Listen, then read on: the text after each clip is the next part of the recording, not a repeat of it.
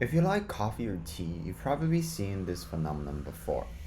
This is called a coffee ring. Hi, my name is Sonic and welcome back to my YouTube channel. Today, we're going to explore what makes a perfect coffee ring and we're gonna play around with it.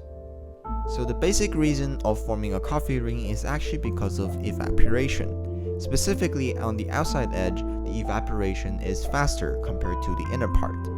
We all know that water flows from top to bottom following gravity, so there will be more water flow from the middle part to the outside part. So in the end, more and more water particles are going to compile at the very edge of this surface, and thus more and more coffee particles are going to be compiled there.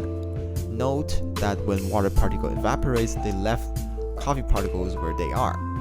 So we will see that the coffee particles left at the outer range, forming a ring-like shape.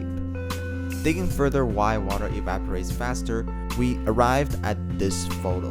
You can see that the shape, this is a liquid edge.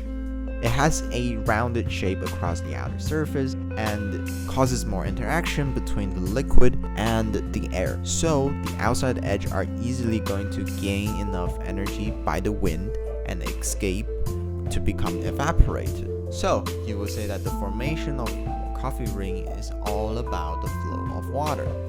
I've tried tilting the surface, making the right side a little bit higher. You can see that through the time lapse, the water just flows from right to left, bringing more coffee particles to the left. At the end, the color is much more darker on the left, and there isn't much visible ring on the right side.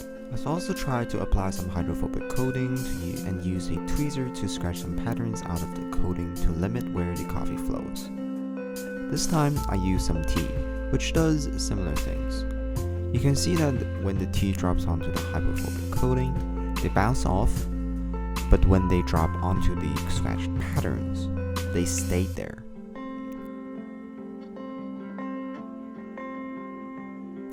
Waiting it dry, we get a shape just like the pattern I drew on the surface.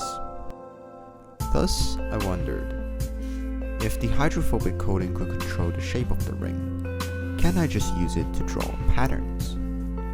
For this art piece, I chose to draw some mountains, as they don't need some crazy shadows to look like mountains.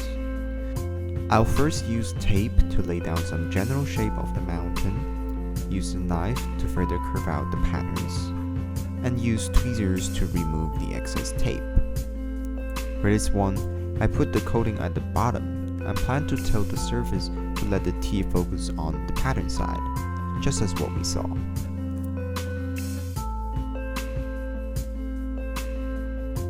After the coating is dried, I remove them. The exact places that was covered by the tape are now the places that hold the tea.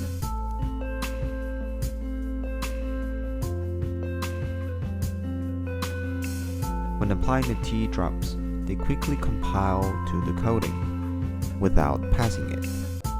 If there are exceeding ones, they will bounce off the surface because of the hydrophobic coating.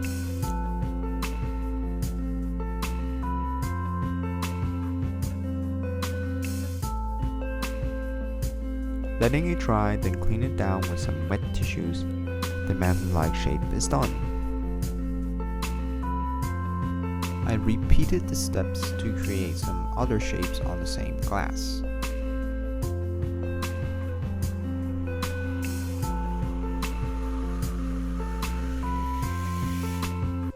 So this is what I got.